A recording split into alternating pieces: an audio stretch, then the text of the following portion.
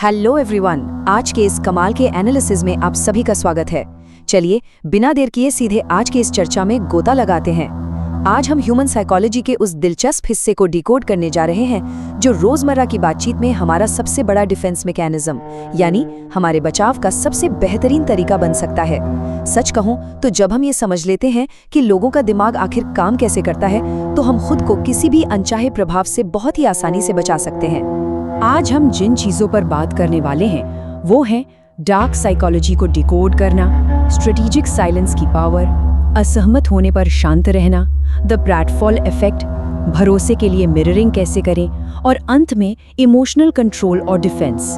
हम इन पॉइंट्स के जरिए 4 बहुत ही खास बिहेवियरल टैक्टिक्स को स्टेप बाय स्टेप समझेंगे और देखेंगे कि हर दिन के इंटरेक्शन में ये अपना असर कैसे डालती हैं। तो चलिए सबसे पहले पॉइंट से शुरू करते हैं, डार्क साइकोलॉजी को डीकोड करना। मतलब जरा सोचिए, ये जानना कितना हैरानी भरा है ना कि कैसे कुछ अनदेखी साइकोलॉजिकल ताकतें हमारी रोज की हकीकत को लगातार आकार दे रही हैं और हमें इस बात की भनक तक नहीं लगती।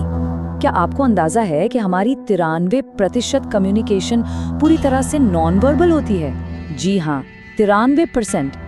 इसका सीधा सा मतलब ये है कि बात करते समय हम दूसरों को प्रभावित करने के लिए अपने शब्दों से कहीं ज्यादा अपने जेस्चर्स, अपनी आवाज की टोन और अपनी बॉडी लैंग्वेज पर निर्भर करते हैं। और ये पॉइंट तो और भी हैरान करने वाला है। क्या आप जानते हैं कि हर दिन एक आम इंसान को 20 से भी ज्यादा बार मैनिपुलेट करने की कोशिश की जाती है? बिल्कुल सच। टीवी पर आने वाले मार्केटिंग एड्स से लेकर सोशल मीडिया के पोस्ट्स और यहाँ तक कि हमारी पर्सनल रिलेशनशिप्स में भी हर रोज हम पर प्रभाव डालने की कोशिशें होती ही रहती है। तो आखिर इन सब के पीछे है क्या? इन सब के पीछे डार्क साइकोलॉजी का हाथ होता है। अगर इसे बिल्कुल न्यूट्रल तरीके से समझें तो ये साइकोलॉजी का एक ऐसा बिहेवियरल फ्रेमवर्क है जिसे कंट्रोल हासिल करने या फिर मैनिपुलेशन से बचने के लिए इस्तेमाल किया जाता है। देखिए, कोई भी इंसान खुद को दूसरों के मैनिपुलेशन से तभी बचा सकता है जब उसे इस प्लेबुक की पूरी और सही जानकारी हो। और याद रखिए, सही जानकारी ही हमारा सबसे बड़ा हथियार है। अब आते हैं हमारे दूसरे पॉइंट पर, स्ट्रेटेजिक साइलेंस की पावर। ये देखना सच में बहुत फैसिनेटिंग है कि कैसे शब्दों का ना होना यानी बिल्कुल चुप रहना किसी भी इंसान की सबसे बड़ी ताकत बन सकता है। चलिए इसे असली जिंदगी के एक उदाहरण से जोड़कर देखते हैं। इमेजिन कीजिए, ऑफिस की एक मीटिंग चल रही है और अचानक कोई ऐसा हल्का सा कमेंट कर दे जैसे ये क्या पहनकर आ गए हो, या फिर तुम्हें इतनी सी बात भी नहीं पता। इस तरह की सिचुएशन में किसी को भी बिना वजह सबके सामने नीचा दिखाने और उसे अनकंफर्टेबल करने की कोशिश की जाती है। तो ऐसे में सबसे अहम सवाल ये है कि किया क्या जाए। एक नॉर्मल इंसान तुरंत घबराकर खुद को डिफेंड करने लगेगा, लेकिन जो डार्क साइकोलॉजी के हाई लेवल प्लेयर्स होते हैं ना, वो कुछ और करते हैं। वो 4 से 7 सेकंड की पूरी चुप्पी साध लेते हैं। हमारा ह्यूमन ब्रेन इस साइलेंस को आसानी से हैंडल नहीं कर पाता। जब अचानक बातचीत रुकती है तो 4 से 7 सेकंड की वो चुप्पी उस कमेंट करने वाले इंसान को बहुत बेचैन कर देती है। इस टेंशन की वजह से वो इंसान नर्वस होकर खुद ही अपनी बात को जस्टिफाई करने लगता है और सबके सामने अपना ही पड़ा हल्का कर लेता है ना कमाल की ट्रिक? आप बढ़ते हैं तीसरे पॉइंट की तरफ, असहमत हों और शांत रहें। ये तरीका तो मानो इंसानों के नॉर्मल बिहेवियर को पूरी तरह से पलट के रख देता है।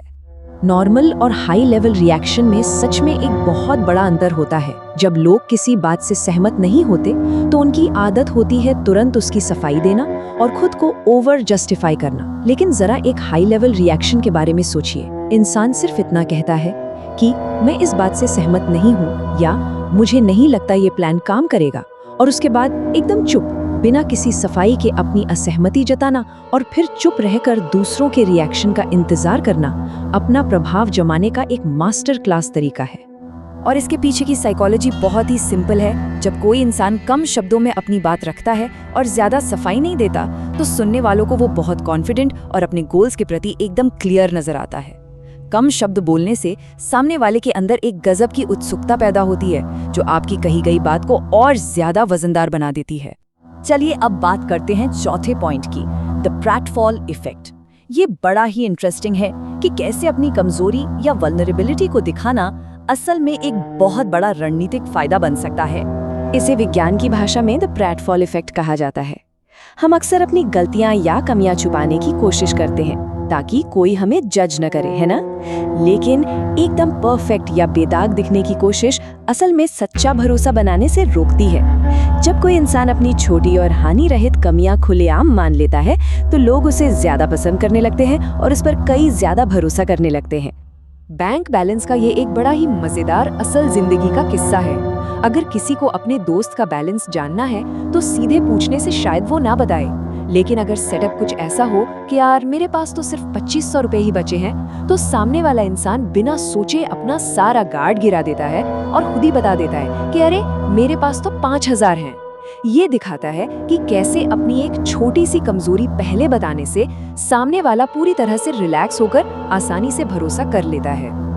अब आते हैं हमारे 5वें पॉइंट पर, भरोसे के लिए मिररिंग। किसी दूसरे इंसान की नकल करना या उसे मिरर करना हमारे सर्वाइवल और सोशल बॉन्डिंग में बहुत गहरे तक बसा हुआ है।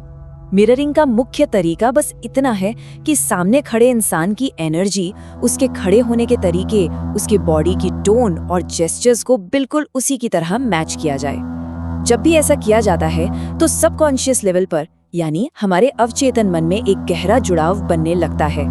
सामने वाले को लगने लगता है कि बात करने वाला व्यक्ति बिल्कुल उसी की तरह है। रेस्टोरेंट में होने वाली एक डेट का ही उदाहरण लेते हैं। अगर कोई इंसान अपने पार्टनर की पसंद की रिसर्च करके जाए, जैसे वेटर के आने पर वही खाना ऑर्डर करें जो पार्टनर को पसंद है, या फिर बातों बातों में वही म्यूजिक बताए जो उसे अच्छा लगता है, तो क्या होता है? ये छोटी छोटी चीजें सामने वाले के सबकॉन्शियस ट्रस्ट को पूरी तरह जीत लेती हैं। इन कोर हैबिट्स को बातचीत में मिरर करने से इंसान धीरे धीरे बिना महसूस किए ही कन्विंस होने लगता है। और ऐसा इसलिए होता है क्योंकि ह्यूमन नेचर का एक बहुत बड़ा नियम है, समानता से ही भरोसा पैदा होता है। लोग स्वाभाविक रूप से उन लोगों को अपने करीब आने देते हैं जिनकी पसंद और सोच बिल्कुल उनके जैसी होती है। जैसे अगर 3 लोगों में से 2 लोगों को बैडमिंटन पसंद है तो उन दोनों के पक्के दोस्त बनने के चांस बहुत ज्यादा होते हैं। सिंपल सी बात है, लोग अपने जैसे लोगों के साथ ही सुरक्षित महसूस करते हैं। और फाइनली हमारा छठा और आखिरी पॉइंट, इमोशनल कंट्रोल और डिफेंस।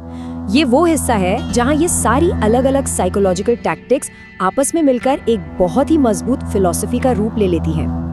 देखिए, इन सब बातों का एक ही निचोड़ है, जो इंसान बहुत ज्यादा इमोशनल होता है उसे हमेशा बहुत आसानी से मैनिपुलेट किया जा सकता है। सच्चा बचाव और डिफेंस तभी मुमकिन है जब कोई व्यक्ति अपने रिएक्शंस पर, अपनी बातचीत पर और बाहर के परसेप्शन पर एक शांत कंट्रोल रखना सीख जाए। और इसके लिए इमोशनली फ्री होना, यानी भावनाओं में बहे बिना एक डिटैच्ड महारत हासिल करना सबसे जरूरी है। तो इस एनालिसिस को खत्म करने से पहले रोजमर्रा की जिंदगी में दूसरों से बातचीत करते वक्त एक बार खुद से ये सवाल जरूर पूछिएगा, क्या सच में हम अपनी रिएक्शंस को खुद कंट्रोल कर रहे हैं या फिर हमारे आसपास का माहौल, परिस्थितियां और दूसरे लोग हमें कंट्रोल कर रहे हैं? इसी गहरे विचार के साथ आज की ये चर्चा यहीं समाप्त होती है। हमेशा नई चीजें सीखते रहिए और खुद को अवेयर रखिए।